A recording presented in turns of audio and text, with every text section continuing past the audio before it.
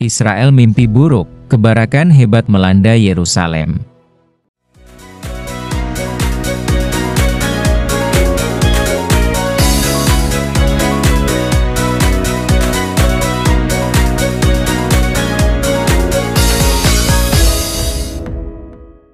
Kota suci Yerusalem diguncang musibah besar ketika kebakaran dahsyat melanda beberapa titik penting di wilayah barat kota pada Selasa malam waktu setempat.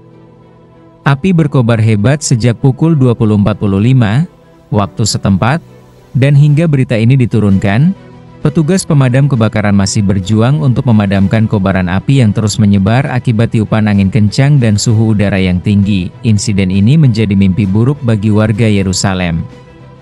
Kebakaran yang awalnya diduga berasal dari kawasan perbukitan pinggiran tiba-tiba merembet ke beberapa permukiman dan bahkan nyaris mencapai wilayah kota tua yang menjadi pusat religi tiga agama besar, Islam, Kristen, dan Yahudi. Juru bicara Departemen Keadaan Darurat Israel, Miri Shalev, mengatakan bahwa lebih dari 25 unit pemadam kebakaran telah dikerahkan, didukung 10 helikopter pengebom air. Kami menghadapi salah satu kebakaran terburuk dalam 5 tahun terakhir. Fokus utama kami adalah menyelamatkan warga dan melindungi situs-situs bersejarah dari ancaman api, ujar Shalev dalam konferensi pers dini hari tadi.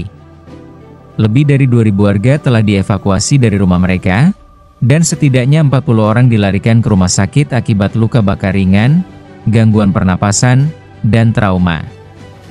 Tidak ada laporan korban jiwa sejauh ini.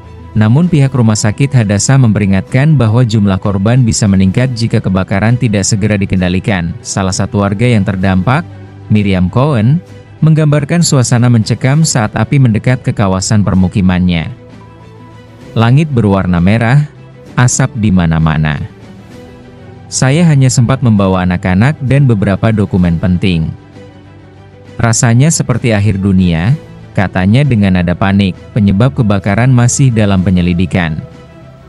Beberapa pihak menduga faktor alam seperti kekeringan ekstrim dan suhu tinggi menjadi pemicu utama, namun tidak sedikit pula yang menduga adanya kelalaian manusia atau bahkan sabotase, mengingat situasi keamanan yang sedang tidak stabil di beberapa wilayah. Perdana Menteri Israel mengadakan rapat darurat dengan Menteri Keamanan Dalam Negeri dan pejabat lingkungan. Kami tidak akan tinggal diam. Ini adalah tragedi besar bagi bangsa. Semua sumber daya akan dikerahkan untuk mengatasi bencana ini. Tegasnya, reaksi dari dunia internasional pun mulai bermunculan. Beberapa negara menyatakan simpati dan menawarkan bantuan, termasuk tim pemadam dan dukungan logistik.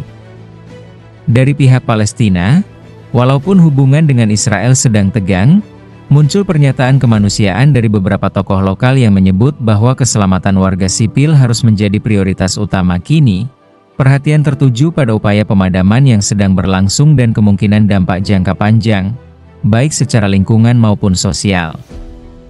Musibah ini menjadi peringatan keras tentang rapuhnya keamanan kota suci yang menjadi titik temu peradaban dan kepercayaan dunia. Kebakaran ini, bagi banyak warga, terasa seperti mimpi buruk yang menjadi nyata.